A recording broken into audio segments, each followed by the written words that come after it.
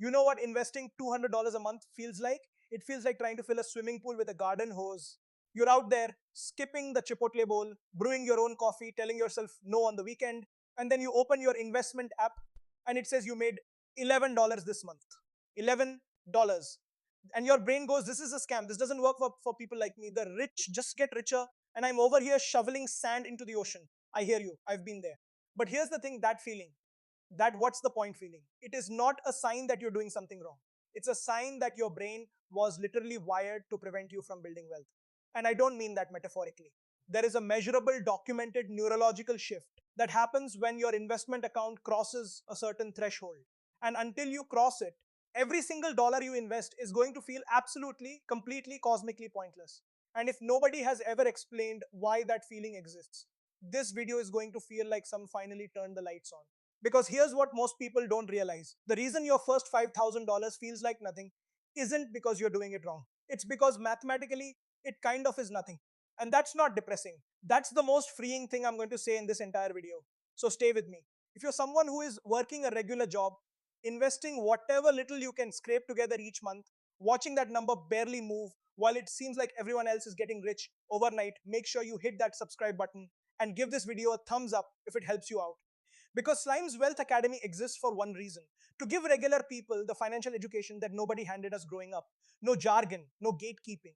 Just the truth about how money actually works and why the system is built in a way that makes the beginning feel absolutely impossible. Today we're talking about the first $5,000. That brutal, discouraging, does this even matter phase of your investment journey. And I'm going to show you, using math, using history, and using actual science, exactly why it feels like nothing and exactly when and why that changes forever. Let's go. All right, I need to take you back to 1973. Because what was happening on Wall Street in 1973 is, I'm not exaggerating, almost a carbon copy of what's happening right now.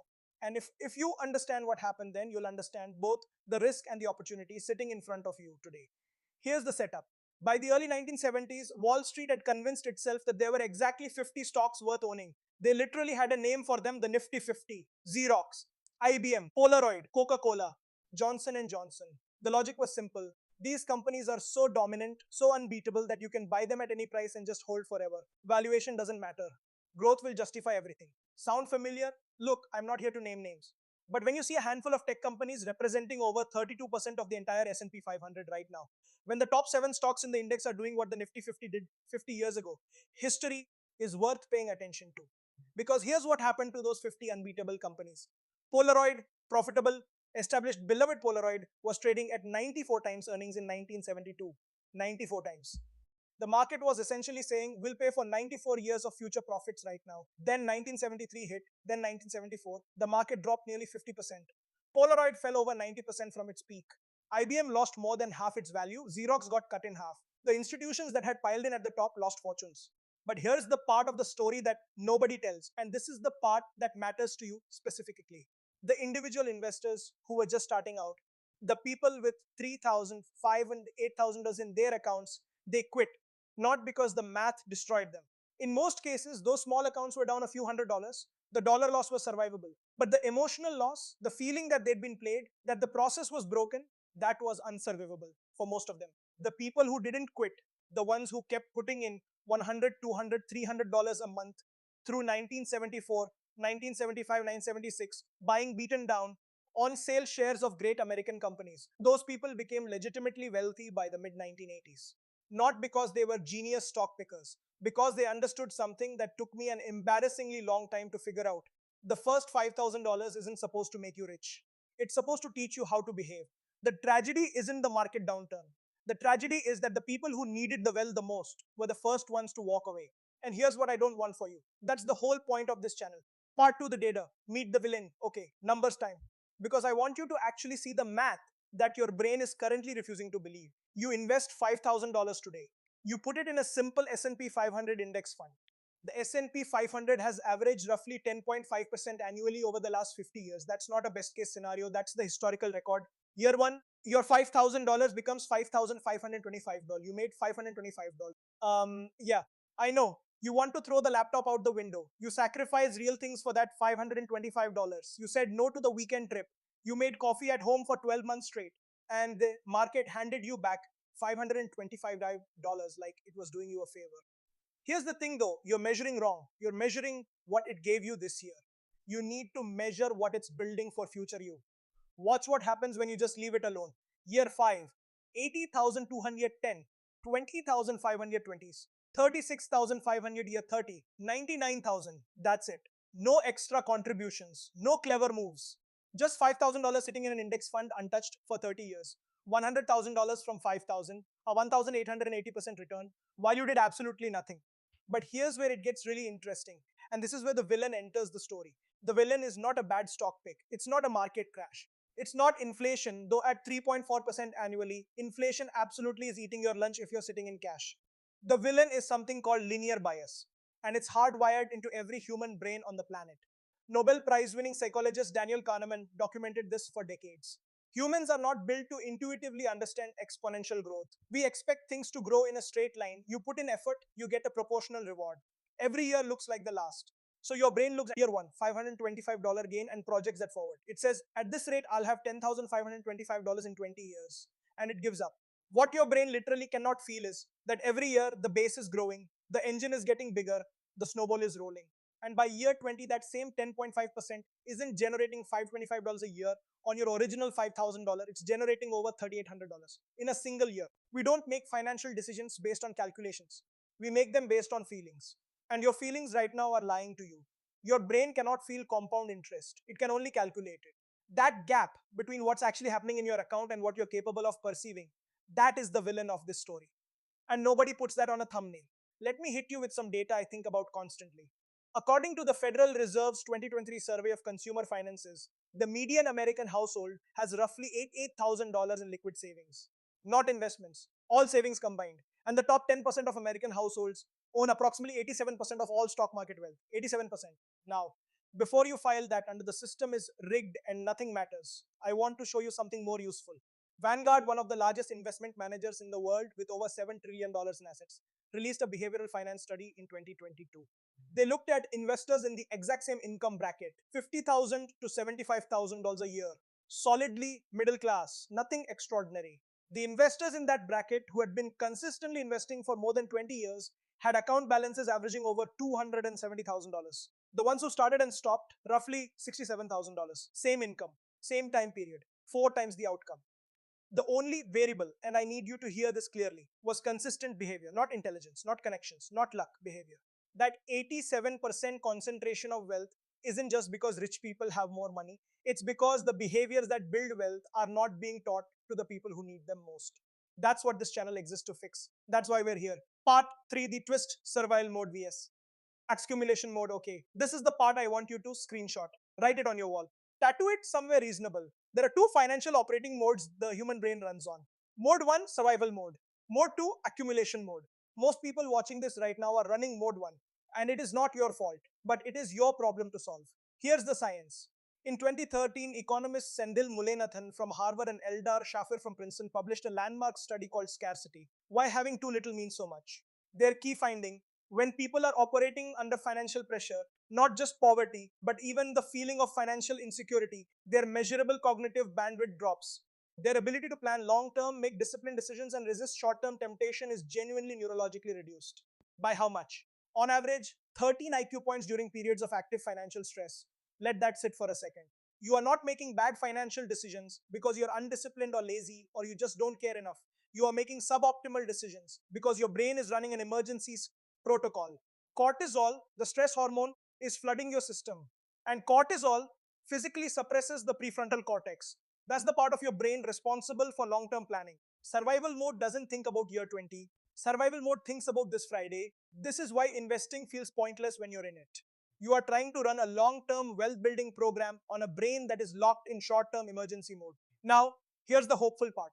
That neurological pattern reverses when you build a buffer. When your savings reach a threshold, your brain registers as safe. When that investment account starts generating returns that feel real and tangible, your cortisol drops. Your prefrontal cortex comes back online. You stop making decisions based on where you need to be next Tuesday and start making them based on where you want to be in 10 years. You stop spending money to relieve stress. You start spending money to create options. This is the shift. This is what Charlie Munger meant when he said the first $100,000 is the hardest. He wasn't just talking about math, he was talking about psychology. He was talking about staying sane enough to keep going during the phase when your own brain is fighting against you. The threshold looks different for everyone. For some people, it clicks at $10,000. For others, it's $25,000. For some, it's the first month their investment returns are bigger than their car payment. But here's what I need you to understand: that $5,000 you've scraped together, that account that feels pointless and too small to matter, that is the installation file for a completely different operating system. You are not investing for the $525 in year one. You are investing to cross the threshold that changes how your brain works. And once that brain shift happens, once you stop running survival mode, everything in your financial life gets easier. Look, I want to be honest about something. The people who get this wrong are not the people who don't know the math. Almost everyone knows compound interest is powerful. The people who get this wrong are the people who quit during the phase where nothing seems to be happening. They invest $200 a month for a year and a half. They have $3,800. The market dips 12%. They have $3,300. And that feels like confirmation that this doesn't work for people like them, that it only works for people who already have money. And they stop. And 5 years later, they watch someone else, same income, same car, same apartment, hit $100,000 in their account. And they can't explain the difference. The difference is just who stopped and who didn't. Part 4, the roadmap, your three phase to 100K. All right, enough theory. Let's build your map. The journey to your first $100,000 breaks into three phases. I want you to know exactly which phase you're in, what your only job is there, and when you've moved to the next one. All right, enough theory. Let's build your map. The journey to your first $100,000 breaks into three phases. I want you to know exactly which phase you're in, what your only job is there, and when you've moved to the next one. Your only job here is to not quit. That's it. I'm not being reductive. That is genuinely the entire assignment. This phase will feel like nothing is happening. That feeling is lying to you. What's actually happening is you're building the habit, building the buffer, and slowly crawling toward the threshold where your brain chemistry shifts. Keep your contributions automatic. Don't negotiate with yourself every month about whether to invest. Automate the transfer the day after payday. So the money is never in your checking account long enough for your brain to find a reason to spend it. And this is critical. Stop checking the account daily. A 2020 study from the National Bureau of Economic Research found that investors who checked their portfolios every single day were significantly more likely to make panic-driven trades that underperformed the market by an average of 1.5% annually. Over 30 years on a growing account, that 1.5% gap is not a rounding error. It's a fortune. The account is not a slot machine. Stop pulling the lever. Set it. Automate it. Let the boredom do its job. Phase 2, the I inflection. $10,000. This is where the math starts to whisper. At $10,000 invested at 10.5%, you're generating over 1,050s a year in returns. That's $87 a month. It's real. You can see it. You can feel it starting to move. This phase is also where most people get their confidence and immediately do something reckless with it. They discover options trading on TikTok. A friend texts about a crypto play that only needs to 10x. They start thinking their boring index fund is for suckers. Now you might be thinking, but Slime, what if I actually find the next Amazon? What if I'm different? You might be. But here's what the data says. A 2022 study from the University of California, Berkeley tracked individual investors over 15 years. The ones who actively traded individual stocks underperformed simple index funds by an average of 3.8% per year. Not once, consistently.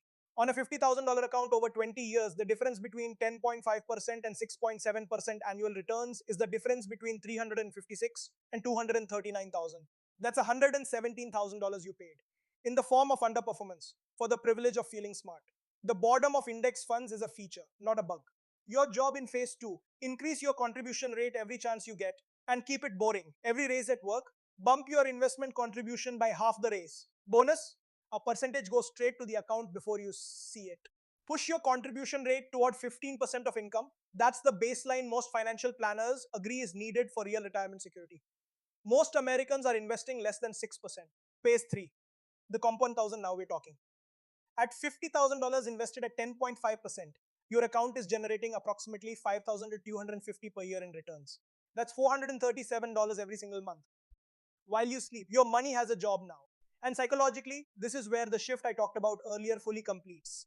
Once people can visibly see passive returns meaningfully impacting their account balance, financial anxiety decreases significantly and long-term decision-making improves dramatically. You stop being reactive.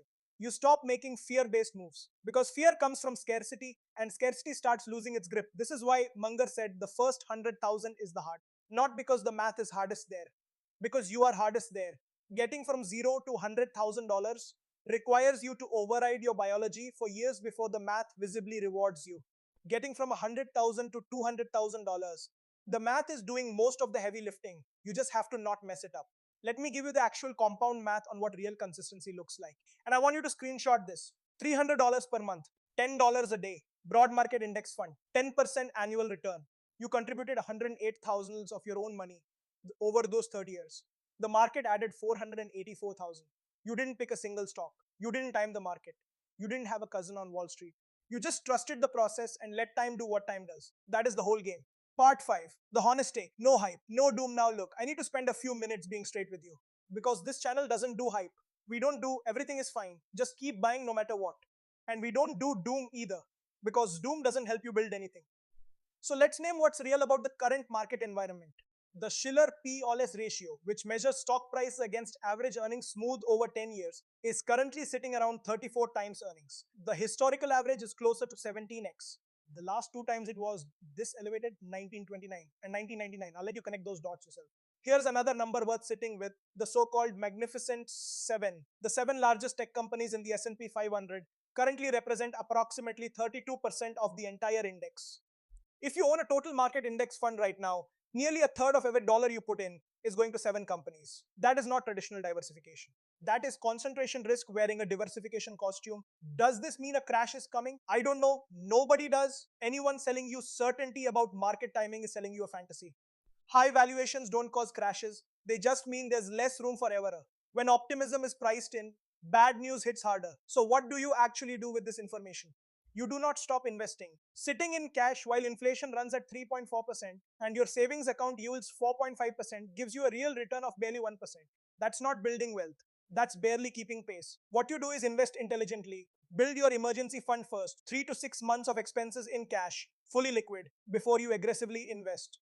This is what keeps you from being forced to sell investments at the worst possible time. Diversify across asset classes. US stocks are not the only answer. International developed markets, small cap value, REITs, spreading across asset classes reduces the damage any single drawdown can do to your plan. Never invest money you need within 3 years. This sounds obvious. Vanguard's 2023 research shows it trips up a shocking number of individual investors. If you might need it soon, it does not belong in the market. Ignore the noise.